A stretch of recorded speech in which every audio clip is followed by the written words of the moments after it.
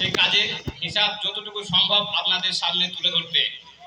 তাই আমি আজ এখানে আপনাদের সামনে দাঁড়িয়েছি সেই হিসাব আপনাদেরকে শোনানোর জন্য। সেই হিসাব শোনানোর আগে আপনাদের প্রশংসা না করলেই নয়। আমাদের কাজ আরম্ভ হয়েছিল, আজ আমরা যেখানে উপস্থিত হয়েছি সেই ঈদগাহ থেকে।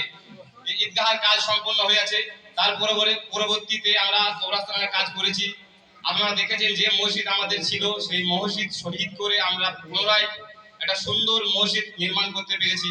সেটা সম্ভব হয়েছে আপনাদের সম্পূর্ণ পূর্ণ সহযোগিতা আমাদের সঙ্গে ছিল। তাই আপনারা সব সময় সুন্দরভাবে যে যেমন ব্যক্তি সে সেরকম ভাবে আমাদেরকে সহযোগিতা করেছেন।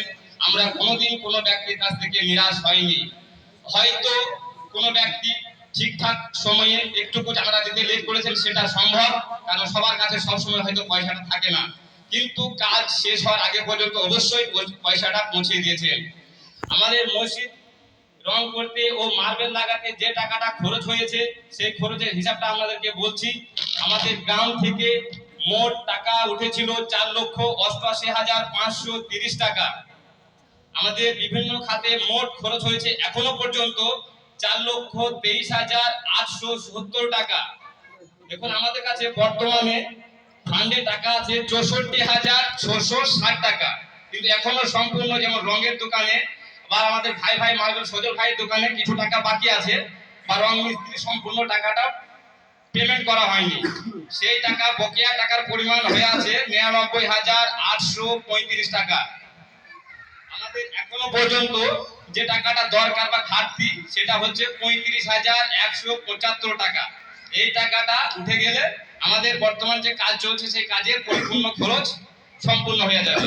আশা করছি এই টাকাটা গ্রাম থেকে উঠে যাবে, কেননা কিছু ব্যক্তি আছেন যারা হয়তো মোটা টাকা কিছু ওয়াদা করেছিলেন, তারা 80% বা 75% টাকা দিয়ে দিয়েছেন। তাদের কাছ থেকে সামান্য পরিমাণ কিছু টাকা পাবো, সেই টাকা কালেক্ট হয়ে গেলে এই টাকাটা আশা করি উঠে যাবে।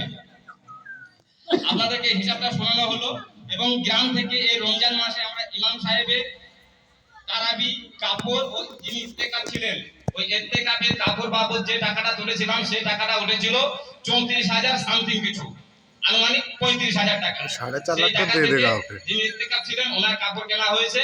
এবং ইমাম সাহেব জানিয়েছিলেন আমাদেরকে আগে থেকে যে আমি কাপড়ের টাকা নেবো না, আমাকে ভাই টাকাটা দিয়ে দিয়েন, আমার টাকা কিছু দরকার আছে।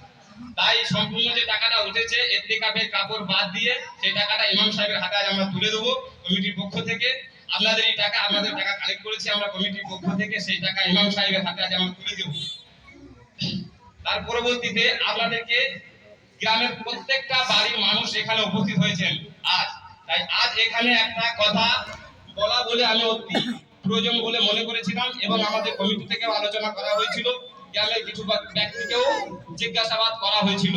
যদি আপনারা সেই ব্যক্তিতে সেই পরামর্শে বা সেই প্রস্তাবে সহমত পোষণ করেন বা সহমত দেন, মত দেন, তাহলে আমরা সেই প্রস্তাবটা এখানে রাখছি, আপনারা আমাদের নিজের মত জানাবেন।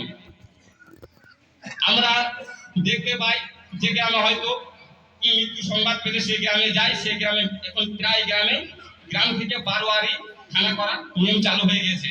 আমরাও চালু করেছিলাম পূর্বে, একটা দুটো করার পরে সেটা বন্ধ হয়ে গিয়েছিল। তাই আবার আমরা সিদ্ধান্ত নিয়েছি যদি আপনাদের মতামত থাকে, আপনাদের মতামত নিয়ে আমরা পুনরায় আবার সেই বারোয়ারি থানা আরম্ভ করব সিদ্ধান্ত নিয়েছি। যদি আপনাদের মতামত থাকে অবশ্যই জানাবেন। কি আপনাদের কি সেই মতে মতামত আছে? যদি মতামত থাকে তাহলে আপনারা বলবেন, আমরা